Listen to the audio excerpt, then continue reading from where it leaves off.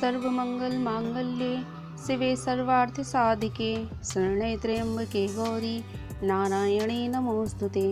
ब्रह्मरूपे सदानंदे परमानंद स्वरूपिणे द्रुत सिद्धि प्रदे देवी नारायणे नमोस्तुते। जय माता दी। आज हम माता सप्तशती का 9वां और 10वां अध्याय का श्रवण करेंगे। राजा ने कहा, हे ऋषिराज, आपने रक्तबीज के वध के संबंध में रखने वाला वृतांत मुझे सुनाया। अब मैं रक्तबीज के मरने के पश्चात क्रोध में भरे हुए शुंभ व निशुंभ ने जो कर्म किया है वह सुनना चाहता हूँ।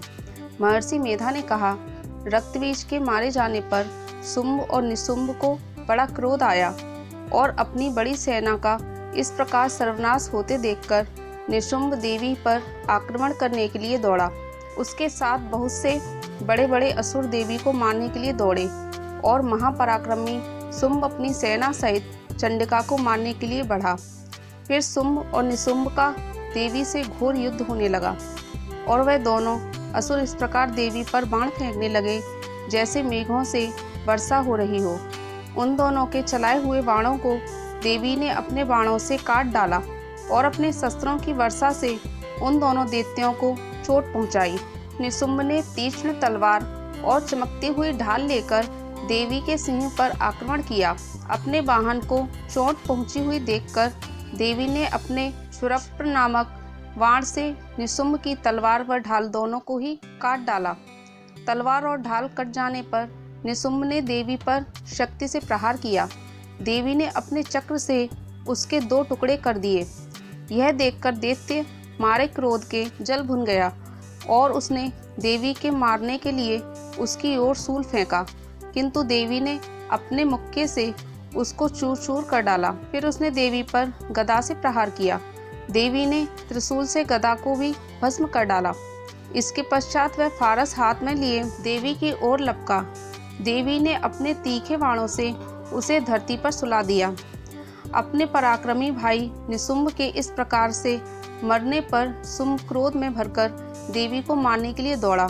वह रथ में बैठा हुआ उत्तम आयुधों से सुशोभित अपनी 8 बड़ी बड़ी भुजाओं से सारे आकाश को ढके हुए था। शुंभ को आते हुए देखकर देवी ने अपना शंख बजाया और धनुष की टकार का भी अत्यंत सुसह शब्द किया। साथ ही अपने घंटे के शब्द से, जो कि संपूर्ण दैत्य सेना के तेज को नष्ट करने वाला था, संपूर्ण दिशाओं को व्याप्त कर दिया। इसके पश्चात देवी के सिंह ने अपनी दहाड़ से, जिसे सुन बड़े बड़े बलवानों का मदचूर हो जाता था, आकाश, पृथ्वी और 10 दिशाओं को पूरित कर दिया। फिर आकाश में उछलकर काली ने अपने दांतों से तथा हाथों को पृथ्वी पर पटका। उसके ऐसा करने से एक ऐसा शब्द उत्पन्न हुआ जिससे कि उससे पहले के सारे शब्द शांत हो गए। इसके पश्चात शिवदूती ने असुरों के लिए भय उत्पन्न करने वाला अट्टहास किया, जिसे सुनकर सब दैत्य थर्रा उठे और शुंभ को बड़ा क्रोध हुआ। फिर अंबिका ने उसे, अरे दुष्ट, खड़ा रह कहा तो आकाश के सभी देवता जय हो बोल उठे। शुंभ ने वहां आकर ज्वालाओं से युक्त एक अत्यंत भयंकर शक्ति छोड़ी, जिसे आते देखकर देवी ने अपने मोहल्का नामक शक्ति से काट डाला। हे राजन, फिर शुंभ के सिंहनाद से तीनों लोग व्याप्त हो गए और उसकी प्रतिध्वनि से ऐसा घोर शब्द हुआ जिसने इससे पहले के सभी शब्दों को जीत लिया। शुंभ के छोड़े बाणों को देवी ने और देवी के छोड़े बाणों को शुंभ ने अपने बाणों से काट सैकड़ों और हजारों टुकड़ों में परिवर्तित कर दिया। इसके पश्चात जब चंडिका ने क्रोध में भर शुंभ को त्रिशूल से मारा तो वह मूर्छित होकर पृथ्वी पर गिर पड़ा। जब उसकी मूर्छा दूर हुई तो वह धनुष लेकर आया और अपने बाणों से उसने देवी काली तथा सिंह को घायल कर दिया। फिर उस राक्षस ने 10,000 भुजाएं धारण करके चक्रादि आयुधों से देवी को आच्छादित कर दिया। तब भगवती दुर्गा ने कुपित होकर अपने बाणों से उन चक्रों तथा बाणों को काट डाला। यह देखकर निशुंभ हाथ में गदा लेकर चंडिका को मारने के लिए दौड़ा। उसके आते ही देवी ने तीक्ष्ण धार वाले खंडक से उसकी गदा को काट डाला। उसने फिर त्रिशूल हाथ में ले लिया। देवताओं को दुखी करने वाला निशुंभ को त्रिशूल हाथ में लिए हुए आता देखकर चंडिका ने अपने शूल से उसकी छाती पर प्रहार किया और उसकी छाती को चीर डाला। शूल विदीर्ण हो जाने पर उसकी छाती में से एक उस जैसा ही महापराक्रमी दैत्य टहजा कहता हुआ निकला। उसको देखकर देवी ने बड़े जोर से ठहाका लगाया। अभी वह निकल भी नहीं पाया था कि उसका सिर अपनी तलवार से काट डाला। सिर के कटने के साथ ही वह पृथ्वी पर गिर पड़ा। तदंतर सिंह दहाड़ दहाड़ कर असुरों का भक्षण करने लगा और काली शिवदूती भी राक्षसों का रक्त पीने लगी। कौमारी की शक्ति से कितने ही महादैत्य नष्ट हो गए। ब्रह्माणी के कमंडल के जल से कितने ही असुर समाप्त हो गए। कई दैत्य माहेश्वरी के त्रिशूल से विदीर्ण होकर पृथ्वी पर गिर पड़े और कई बाराही के प्रहारों से छिन्न छिन्न होकर धाराशाही हो गए।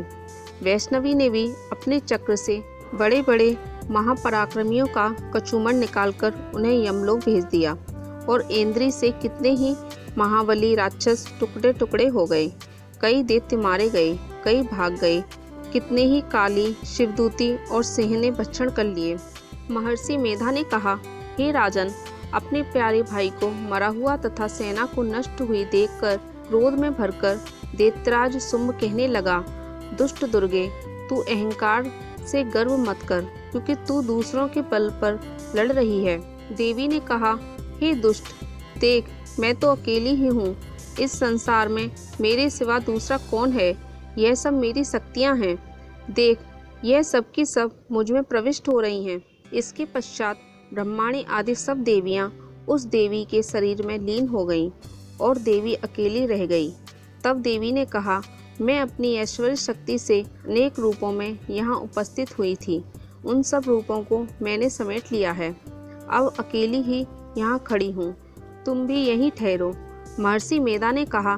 तब देवताओं तथा राक्षसों के देखते ही देखते देवी तथा शुंभ में भयंकर युद्ध होने लगा। अंबिका देवी ने सैकड़ों अस्त्र शस्त्र छोड़े। उधर दैत्यराज ने भी भयंकर अस्त्रों का प्रहार आरंभ कर दिया। देवी के सैकड़ों अस्त्रों को दैत्य ने अपने अस्त्रों द्वारा काट डाला। इसी प्रकार शुंभ ने भी जो अस्त्र छोड़े उनको देवी ने अपनी भयंकर हुंकार द्वारा ही काट डाला।